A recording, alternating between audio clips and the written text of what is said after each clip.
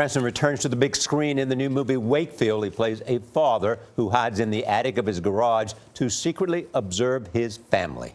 Oh, yes. The first call would be to my office. No, he hasn't come in. No? Yesterday evening, well, no, he didn't say anything. We left around the usual time. Oh, yes, of course I will. Bye-bye.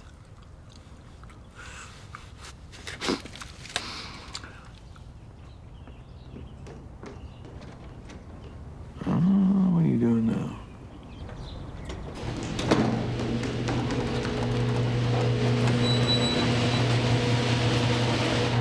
Surprise. Car's still there. Bryan, welcome back, Bryan Cranston. It's good to see you, Charlie. Rolling Stone called your performance a tour de force of touching gravity and aching humanism. It gives everything, and you give it everything you have got. What is it you liked about Howard Wakefield?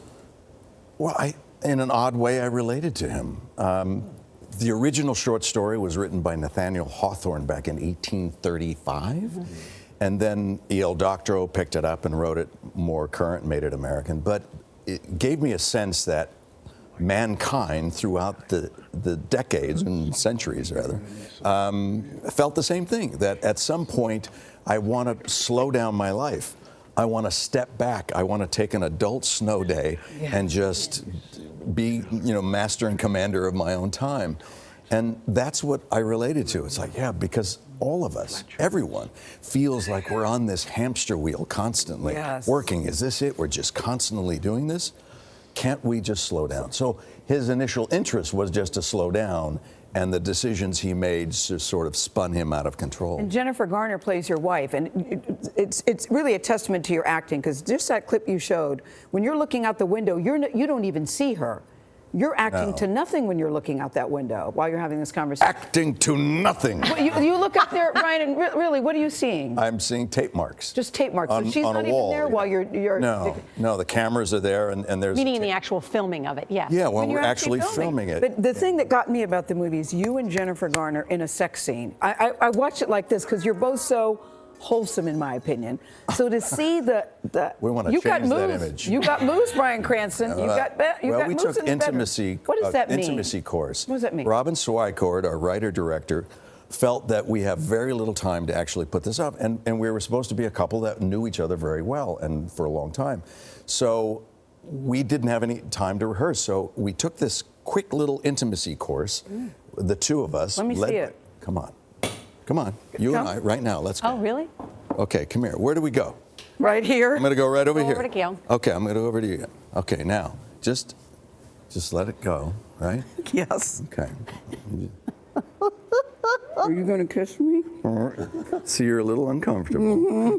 See, and so if we're just able to breathe in each other's essence, right, and be real close, Come on, girl. then after a moment, we can actually touch each other's fingers, and you get a sense of trusting me, and I you, and I get a sense that you're not as nervous now. I can't do it. I can't do it. Because you really are touching me. Yes, I am. And then at that point it goes to this? It goes to this. Well, actually, it goes from not touching to back. We feel our bodies. And just be present. And then we touch our fingers. Just to get a sense of each other. There is something sensual, Charlie, about just touching fingers. Come on, Charlie. But how long was the intimacy course? Well, we did it in a day. We took a crash course on it. Works. Well, And it really think it does too. work. I think it does too. It helped propel us to a point where we felt, and Jennifer and I were comfortable with each other. And One question, did you let yourself go there? Giggles aside, I could see where I could, though. And this is more for just, I could see that. And is this intimacy course more than just for actors? Like, what is it generally used for? Do you know? I think it can be, right? I think we in our daily lives we get so out of touch with each other that couples can actually take this course and go, oh, I've forgotten how delicate the touch is and how soft, and to take our time to it, to reintroduce ourselves. I think it applies to everything. I mean, how you I do feel about too. tables and touching everything, too. some sense of, if we forget our tactile senses. Let's not get carried away, About Charlie. tables. And what happens if you get on the table? Yeah, there Here you we go. This If you is like the- the feel of the table, you'll get on Spoken the from a table. woman who clearly has been on a table. okay. I ain't mad at you, Norah. Yeah, this- I ain't mad at you. The innuendo here is going to be replayed. You know that, don't you? No, but Watch this out. was a very interesting role, and to Yeah. see the two of you react the way you did, and to come together the way you did, I think that intimacy Yeah, thing explain is the very psychology of Howard Wakefield. I mean, you did a little before, but he hides out in the garage. He's a man who wants to he wants to not confront an issue with his wife. He had an argument with his wife, and he just wants to wait until everyone goes to bed. I'll go upstairs then. I'll think about it, and in the morning I'll have an explanation of why I was out of communication. He accidentally falls asleep in the chair. Okay, now I'll wait till the kids go to school and she goes to work, and I'll come in and I'll have all day to think about what it is.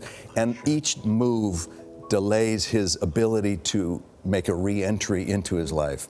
And as a cautionary tale, it becomes elongated. Yeah. and- How long was he actually in the attic? Because it was fascinating how he watched his family. How long was he up there? Oh, okay. Okay. He was in there a long time. A little bit. Seasons It's just change. simply a variation of smell the roses, take time to smell the roses.